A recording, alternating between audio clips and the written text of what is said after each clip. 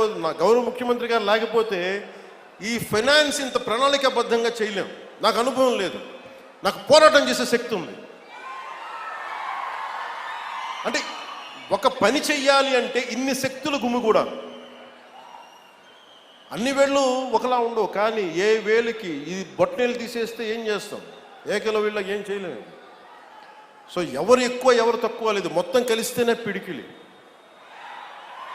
కూటమి అంటే పిడికిలి, దీన్ని గుర్తుపెట్టుకోండి. అంతేగాని కూర్చోబెట్టి పంచాయతీ స్థాయిలో ఉన్న జనసేన నాయకులు కావచ్చు, తెలుగుదేశం నాయకులు కావచ్చు, భారతీయ జనతా పార్టీ నాయకులు కావచ్చు, మద్దతుదారులు కావచ్చు, చిన్న చిన్న ఇబ్బందులు ఉంటే అందరం పరస్పరం మాట్లాడుకొని ముందుకు తీసుకెళ్దాం.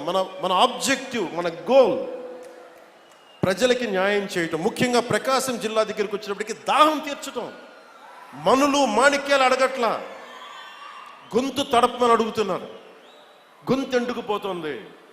పశువులకి నీళ్లు పెట్టుకోలేకపోతున్నాం. పశువులకి వచ్చిన కొత్తల్లో మొదటి అసెంబ్లీ సెషన్లో నాకు గౌరవ శాసనసభ్యులు, మన పేరు గుర్తులేదు కానీ నాకు అసెంబ్లీలో ఇచ్చారు. మూగజీవాలు ఎండుకుపోతున్నాయన్నా సమ్మర్ వచ్చేస్తుందంటే, ఈరోజు పశువులు నీటి తొట్లు ఎందుకు వచ్చినాయి అంటే దానికి ప్రకాశం జిల్లాలో మనుషులకి నీళ్లు లేవన్నా దాంతో పశువులు చచ్చిపోతున్నాయంటే ఆ ఒక్క మాట కదిలించి ఈరోజు పశువులు నీటి తొట్లు వచ్చినాయి మొత్తం మేము. అంటే ఇవన్నీ ఏంటంటే మేము 15 సంవత్సరాలు స్టెబిలిటీ ఇస్తే తప్ప, ఈరోజు వేసిన మొక్క, ఒక చిన్న మొక్క వృక్షం అవ్వాలంటే 10-15 సంవత్సరాలు పడుతుంది. ఒక మామిడి చెట్టు ఈరోజు మొక్క వేస్తుంది రావడానికి 8-10 కనీసం దశాబ్దం పైన తీసుకుంటుంది. అలాంటిది ఈరోజున ఒక పబ్లిక్ పాలసీ చేస్తే ప్రజలకు ఉపయోగపడే చెయ్యాలి అంటే ఇంతమంది ఇంత సమయం కావాలి. అందుకే నేను పదే చెప్తా ఉన్నాను, 15 సంవత్సరాలు కలిపి ఉండాలి అని. దయచేసి నన్ను అందరూ కూడా అర్థం చేసుకోండి. నేను ఈరోజు మీకు ప్రకాశం జిల్లా మనకి ఈ సభ సాక్షిగా చెప్తున్నాను, నాకు నా పార్టీ సంక్షేమం కంటే కూడా, కూటమి సంక్షేమం కంటే కూడా నాకు నా ప్రజల సంక్షేమం చాలా చాలా ముఖ్యం. చాలా ముఖ్యం నాకు. ఎందుకంటే మాకు అధికారం ఇచ్చింది, మీరు కష్టపడమని ఇచ్చారు, మాకు అధికారం, మీకు నిలబడమని ఇచ్చారు, సమస్యలకి పరిష్కారాలు ఎతకమని ఇచ్చారు, కొట్టుకోమని మీరు ఇవ్వలేదు. ప్రతి ఒక్కరూ మేము తెలుసుకోవాలని. అందుకని బయట అధికారం నుంచి వెళ్ళిపోయిన గత ప్రభుత్వ పాలకులు రెచ్చగొట్టాలని చూస్తారు, వాటికి రెచ్చిపోకండి. యువత కూడా దయచేసి ఇదే విన్నవించుకుంటూ, మాకు ఈ అవకాశాన్ని ఇచ్చిన గౌరవ ప్రధానమంత్రి గారికి ప్రత్యేకించి my heartfelt thanks to Honorable PM Sri Narendra Modi ji, Honorable Union Minister for Jal Shakti Sri C.R. Patil ji, and my heartfelt thanks to Honorable Chief Minister Sri Nara Chandrababu Naidu garu. I'm grateful to you all. Sir, మాకు గొంతులు ఎండుకుపోతున్న మాకు కనీసం కనుచూపు మేరలో మాకు దాహం తీర్చే అవకాశం ఉందనేది మొట్టమొదటిసారిగా మాకు స్వాతంత్రం వచ్చిన తర్వాత చిన్న ఆశ కల్పించినందుకు, ఒక హోప్ ఇచ్చినందుకు ప్రతి ఒక్కరికి పేరు పేరున ధన్యవాదాలు తెలుపుకుంటూ, జిల్లా యంత్రాంగానికి, ఎస్పీ గారికి, కలెక్టర్ గారికి, ఉన్నతాధికారులందరికీ, ఇక్కడ సెక్యూరిటీ చేస్తున్న ప్రతి ఒక్క పోలీస్ కానిస్టేబుల్స్కి, పోలీస్ అధికారులకి, ప్రతి ఒక్కరికి నా హృదయపూర్వక ధన్యవాదాలు తెలుపుకుంటూ,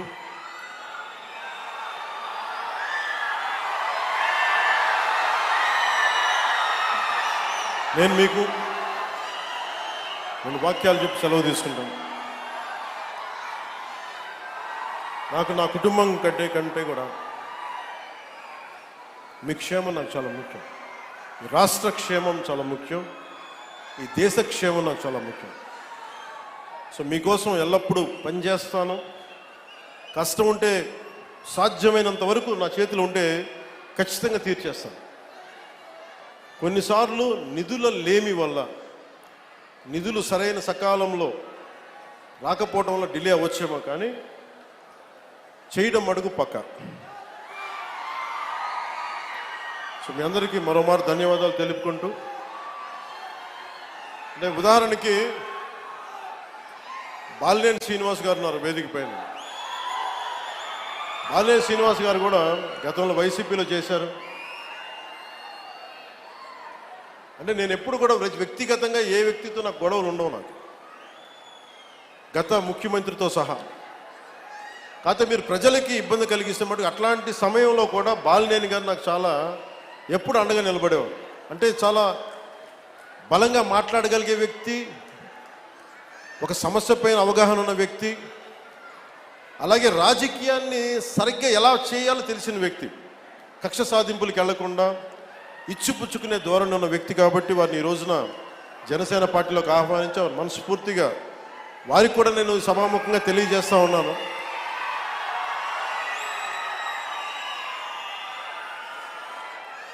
కొత్త కుటుంబ సభ్యులు వచ్చినప్పుడు కొంచెం ఇబ్బందులు ఉంటాయి. వాటన్నిటిని ఇందాక చెప్పినట్టుగా రాష్ట్ర క్షేమం కోసం మన ప్రకాశం జిల్లా సమస్య చేస్తాడు. ఇక ఉండే పనే లేదు అని చెప్పు. అప్పుడప్పుడు వెళ్ళి షూటింగ్లు చేసుకో, ఎప్పుడన్నా వచ్చి డైలాగులు చెప్పు. ఇంతేగా. అసలు నీకు ఈ ప్రభుత్వంలో అసలు భాగస్వామ్యం ఉందా అని అడుగుతా ఉన్నా. ఉప ముఖ్యమంత్రికి పేరు, హెలికాప్టర్లో సీటు, స్పెషల్ ఫ్లైటు తప్ప అసలు ఉప ముఖ్యమంత్రిగా ఈ పరిపాలనలో నీ భాగస్వామ్యం ఏది అని అడుగుతా ఉన్నా. లేదు, భాగస్వామ్యం అవసరంలా, నాకు ఆఫీస్ కడితే చాలు, క్యాష్ కొడితే చాలు అనే పద్ధతుల్లో వ్యవహరిస్తున్నటువంటి పవన్ కళ్యాణ్ గారు మమ్మల్ని అధికారంలో రానియడంట, ఆపేస్తాడంట, గేటు గారు కాపలా కాస్తాడంట. చంద్రబాబు నాయుడికి గేటు దగ్గర కాపలా ఎవరొద్దన్నారు? 15 సంవత్సరాలు కాదు, బతికున్నంత కాలం చంద్రబాబు దగ్గరే కాపలాగాయి, మాకేం అభ్యంతరం లేదు. మమ్మల్ని ఆపటం నీ వల్ల కాదు, చంద్రబాబు వల్ల కూడా కాదు. ప్రజలు మమ్మల్ని కావాలనుకున్నప్పుడు మేము అధికారంలోకి వస్తాం. జగన్మోహన్ రెడ్డి సింగిల్గా ఫైట్ చేసేటటువంటి తత్వం కలిగిన వాడు తప్ప పవన్ కళ్యాణ్, చంద్రబాబు, భారతీయ జనతా పార్టీ, ఇంకెవరు ఉంటే వాళ్ళు అందరినీ కట్టగలుపుకొని వచ్చేటటువంటి స్వభావం కాదు మాది. ఈ రాష్ట్రంలో సుపరిపాలన అందించాం, దురదృష్టవశాత్తు ఓడిపోయాం.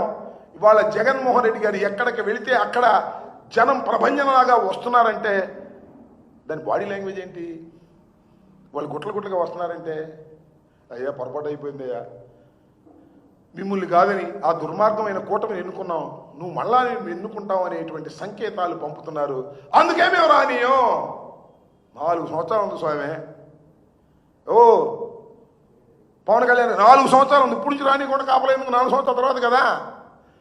నేను రానియం, నేను ఇక్కడే కూర్చుంటా. ఏంది ఇది నాకు అర్థంగా. నేను రానివ్వను అని నువ్వు నీ కూటమిలో ఉన్నటువంటి చంద్రబాబు, పవన్ కళ్యాణ్ అంటున్నాడంటే జగన్ వస్తాడని భయపడుతున్నారు. ఇది వాస్తవం. ఇవాళ మీరు వెళ్ళి జలజీవన మిషన్ కార్యక్రమంలో సినిమా డైలాగులు చెప్పడం కాదని అన్ని సినిమా డైలాగులు చెప్పి 10 సంవత్సరాలు సినిమా డైలాగులు చెప్పి నువ్వు ఇవాళ మా గురించి మాట్లాడుతున్నావు. అసలు నీ లాంగ్వేజ్ ఏంటి, నీ కథ ఏంటి? ఎన్ని తిట్టావండి మమ్మల్ని? వైసీపీ నా కొడకల్లారా అనలేదా? నువ్వు వైసీపీ ఎమ్మెల్యే నా కొడకల్లారా అనలేదా? మర్చిపోయావా? అధికారంలో ఇప్పుడు అన్నీ మర్చిపోతావే. హెలికాప్టర్లు, స్పెషల్ ఫ్లైట్లు మాత్రమే గుర్తుంటాయే. కొద్దిగా ఆలోచన చేసి మాట్లాడు. రాష్ట్ర రాజకీయాల పట్ల అవగాహన పెంచుకో. అసలు రాష్ట్రంలో ఏం జరుగుతుందో తెలుసుకో. ప్రతి చోట అన్యాయం, అక్రమం జరుగుతున్నాయి. మేమా కొడుతుంది? ఏమండి వినుకొండలో నరికి పారేశారే, నిన్న పొన్నూరులో ఇరగొట్టేశారే, మహిళల మీద దౌర్జన్యాలు జరుగుతున్నాయే, చంద్రబాబు నాయుడు గారి కాన్స్టిట్యున్సీలో అప్పు ఇవ్వలేదని తిరిగి చెట్టు కట్టేసి కొట్టారే. ఏంది? బెల్ట్ షాపులు ఎన్ని ఉన్నాయి? గంజా ఎంత దొరుకుతుంది? ఏమి పట్టవు నీకు మాత్రం పట్టేది ఒకటే, చంద్రబాబు నాయుడు గారు పంపించేటటువంటి డబ్బులు, నీకు స్పెషల్ ఫ్లైట్స్, హెలికాప్టర్లో సీట్లు, జల్సాగా బతకడం నేర్చుకున్నావు, మొత్తాన్ని ముంచేస్తున్నావు. పాపం జన సైనికులు సీఎంఓ అంటే నోరు మూసుకోవాల్సి వచ్చింది. ఇక సీఎం పోయింది, ఓజీ అంటున్నారు. మొదటిదాకా వీరమల్లు అన్నారు, అది పోయింది. ఇప్పుడు ఓజీ అంటారు. మరి అదేమైతే తెలియదు. సినిమాలు బాగానే ఉన్నాయి, మాకేం అభ్యంతరం లేదు. కానీ ఇలాంటి దుర్మార్గమైన మాటలు మాట్లాడి మైక్ దొరికింది కదా అని చెప్పి ఎప్పుడో ఒకసారి షూటింగ్ విరామ సమయంలో వచ్చి మీటింగులు పెట్టి చంద్రబాబు నాయుడికి, లోకేష్కి భజన కొట్టేటటువంటి కార్యక్రమాలు చేసి మమ్మల్ని ఏదో నిలువరించాలని ప్రయత్నం చేస్తున్నావు. మమ్మల్ని నిలువరించటం ఎవరి వల్ల కాదు. ప్రజలు మా పక్షాన ఉన్నప్పుడు నీ వల్ల కాదు, లోకేష్ వల్ల కాదు, చంద్రబాబు నాయుడు వల్ల అంతకంటే కాదు.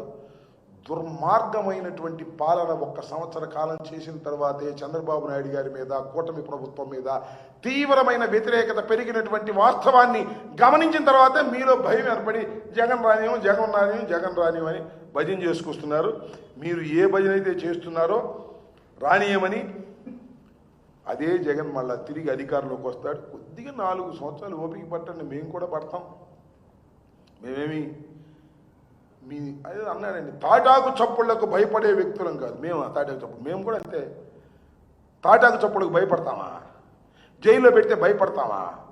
వీరులాగా పోరాడతాం, సింహాల్లాగా ముందు కొరుకుతాం తప్ప మీ తాటాకు చప్పుళ్లకు, నీ తాటాకు చప్పుళ్లకు, చంద్రబాబు తాటాకు చప్పుళ్లకు, కూటమి తాటాకు చప్పుళ్లకు భయపడి పారిపోయేటటువంటి మనుషులం మేము కూడా కాదనే విషయం నీకు తెలుసు.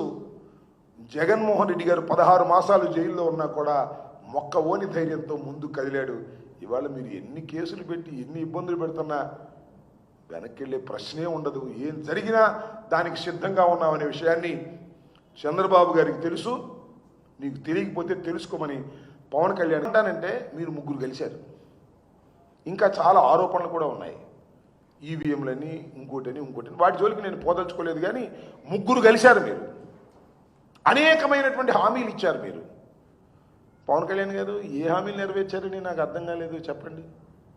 ఉమ్మడి మేనిఫెస్టోని ఇచ్చారు కదా మీరును చంద్రబాబు నాయుడు గారు. ఇవాళ తొలి అడుగుని వెళ్తున్నారు కదా.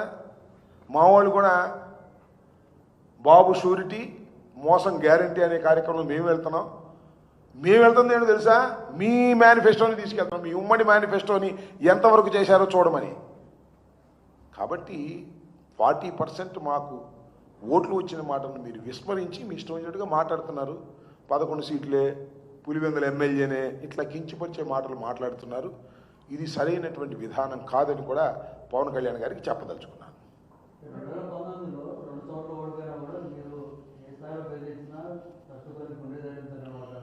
సింగిల్గా రమ్మను. 2 సార్లు ఓడిపోయాడు, నిజమేగా. మొన్న 21 గెలిచాడు. ఏదో స్వామి చెప్పినట్టు మా ఊర్లో ఒకడు ఉండేవాళ్ళే, ఎంత ఉందిరా పొలం అంటే 350 ఎకరం అండి అనేవాడు. నీకే లేదు, నాకును చల్లపల్లి జమీందారు గారికి కలిపి. చల్లపల్లి జమీందారు గారికి ఎంత ఉంది నీ 350లో? ఆయనకి 349 ఎకరాలు, నాకు 1 ఎకరం అని చెప్పేవాడు. అట్టా ఉంది వ్యవహారం. నీ వ్యవహారం కూడా నువ్వు సింగిల్గా నిలబడితేనే ఓడిపోయావు. చంద్రబాబు నువ్వు మోడీ గారు కలిస్తే నీకు 27 వచ్చింది. దానిలో ఈవీఎంల మహత్యం ఉందో లేదో మాకు తెలియదు.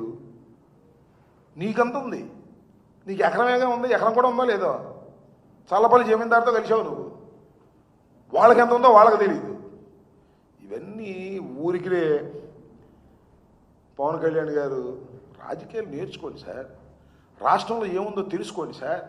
ఇష్టం వచ్చినట్టు ఆవేశంగా చంద్రబాబు నాయుడు గారు ఇచ్చిన స్క్రిప్ట్ చదివేటటువంటి పరిస్థితుల్లో ఉండటం చాలా దురదృష్టకరమైనటువంటి పరిణామం అనేది నా అభిప్రాయం. మీరు వ్యక్తిగతంగా పెరుగుతారో పెరగరో అది వేరే అంశం, మాకు సంబంధం లేదు. 24 గంటలు నేను చంద్రబాబుకే చాకరీ చేస్తాను, చంద్రబాబుకే చాకరీ చేస్తాను, చేసుకో. ఎవరు కాదన్నారు? వచ్చే రోజున మేము వస్తాం, డంకా బదాయించి వస్తాం, ప్రభుత్వ వ్యతిరేకత వచ్చినప్పుడు వస్తాం.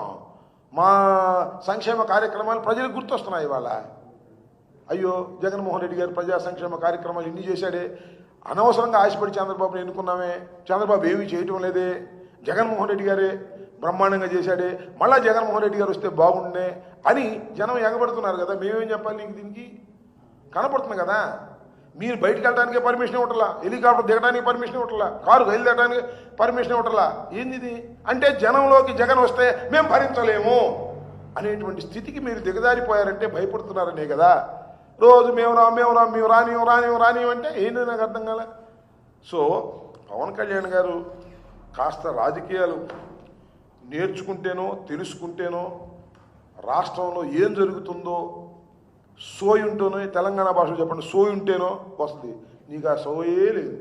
నీ గొడవ నీదే, నీ బ్యాగులు నీ బ్యాగులే, నీ హెలికాప్టర్లు, నీ స్పెషల్ ఫ్లైట్లు, నీ షూటింగ్లు దీనికే పరిమితమైపోయి ఇవాళ మీరు చేస్తున్నారు. రాష్ట్రంలో మీరు పరిపాలనలో భాగస్వాములు కాదు అనే విషయాన్ని